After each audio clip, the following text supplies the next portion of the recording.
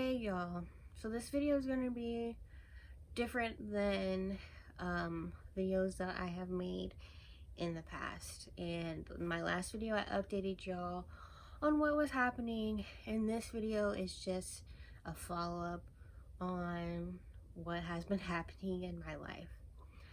With the absolute heaviest of hearts, I just wanted to tell you all that London and Tallulah have London and Tallulah have both passed away. Like, I can barely say that. So as most of you knew, in November we found out that London had severe liver disease. We found out that it was actually liver cancer, and we knew that it was severe. We knew that we had borrowed time with her. So we did everything we could to keep her as comfortable for as long as we could. And she actually did pretty well for a pretty long time. She slowly started to decline. She lost weight. She began to get more uncomfortable. And then finally, she started having a hard time breathing. So in the early hours of December 23rd, my mom woke me up and she told me that she thought it was time for London, because that morning she really had a hard time breathing. So we took her. I couldn't take her, actually, so I said, you know, my final goodbyes to her, and I just held her for like hours, and she got to take a little nap with me too. And I had tissue. I don't know where it is now. Great. So I held her, and my mom took her in, and the doctor checked her out, and he was like, yeah, I don't think she can live much longer. I can keep her going through the weekend possibly, but she really doesn't have that much time. And my mom and I had already just talked about it, and we knew that we did not want her to suffer longer than she had to. So we decided to have her put to sleep, and she was put to sleep that day. So we were obviously like brokenhearted, but we kind of knew that this was gonna happen, but it doesn't make it hurt any less. So my mom came home with London, but that day Tallulah had been acting weird. She was super lethargic, and earlier that week she really wasn't eating that much. So my mom actually had an appointment for the doctor to see her that day, and we were really surprised when he told us that she had lost like a pound, and we were like, wow. That was really surprising to us. So my mom brought her home, and we tried to get her to eat, but she was still like super lethargic. So my mom took her to the ER vet office to see if they could give her some fluids, because maybe she was dehydrated. But the ER doctor, in like the most snarky and unnecessary attitude, told my mom that everything was fine with Tallulah, that she didn't look dehydrated at all, and if he saw one thing wrong with her, it was that her teeth were bad, which was totally inappropriate and unnecessary in the situation. So my mom brought her home. We kind of blended up some food for her to eat. We kind of force fed her that night, and then she went to sleep. We were gonna help Tallulah, we were gonna come up with a schedule to help Tallulah to adjust and to help her gain weight, and we were gonna look into getting a trainer too to help her to adjust. But I was woken up by my dad at about 5 o'clock that morning, and he told me that my mom had to take Tallulah in to the ER, and that the doctor thinks that she has to put her down. And I was like, what? Like, this can't be happening. This can't be happening. And I called my mom, and my mom said that in the middle of the night, Tallulah started breathing really hard, and that all of a sudden, all her limbs got really stiff. So she took her to the ER, and the doctor examined her, and apparently, like, the doctor was thinking that maybe she had a stroke or some other kind of massive neurological event, like maybe she had a brain tumor that we didn't know about. But whatever happened in her brain caused her to have massive neurological deficits, and she was never going to recover from them. And in fact, she was actually getting worse while we were there.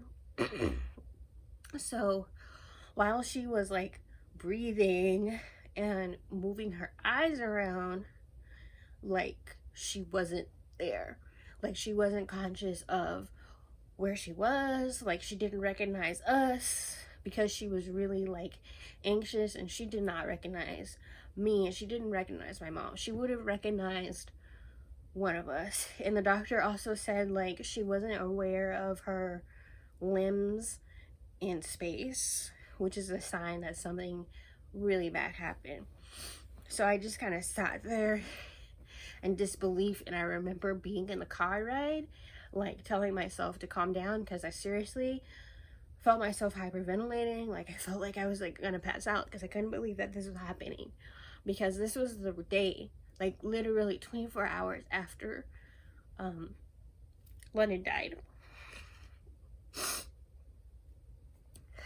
Sorry. So I was in the office with her, and I just held her, and you know, I said goodbye, and I just told her how I felt about her.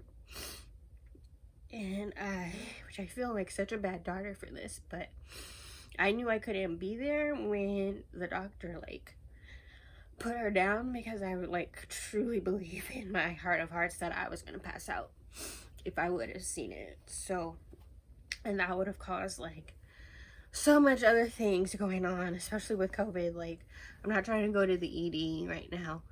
So I left and literally came home to a house with no dogs, and that hasn't happened in like 15 years. So yeah. Not to laugh, like I'm trying to laugh to keep myself together to get through this video. But that happened, and that happened in a 24-hour period, almost exactly. And my whole family is like heartbroken. Like everybody was sad, and we still are sad. And I think me personally, I'm having the hardest time dealing with it, because I spent the most time with them. And especially like last year, I was home on medical leave, so I really spent a lot of time with them. And I'm actually like so grateful that I got to, because like, you know, I didn't know that that was going to be my last year with them. But I wanted to hop on here and tell y'all that that's happened. So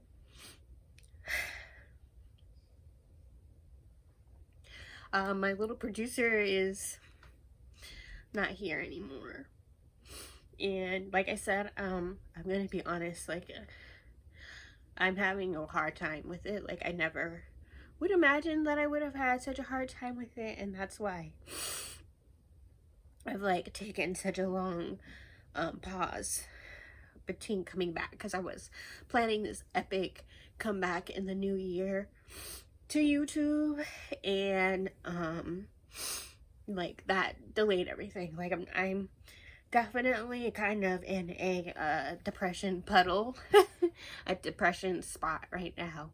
But I am slowly easing my way back into creating. You know, I talked with my therapist about it, and she thinks like me getting back into my schedule, like easing myself into a schedule, could really help me with the process. So I have planned a few videos for the rest of the month.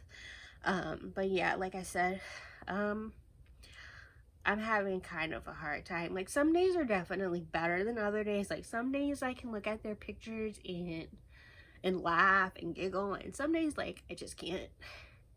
Some days it's just, like, hard for me to get out of bed and, like, function. Like, some days, like, just me taking a shower is, like, a victory.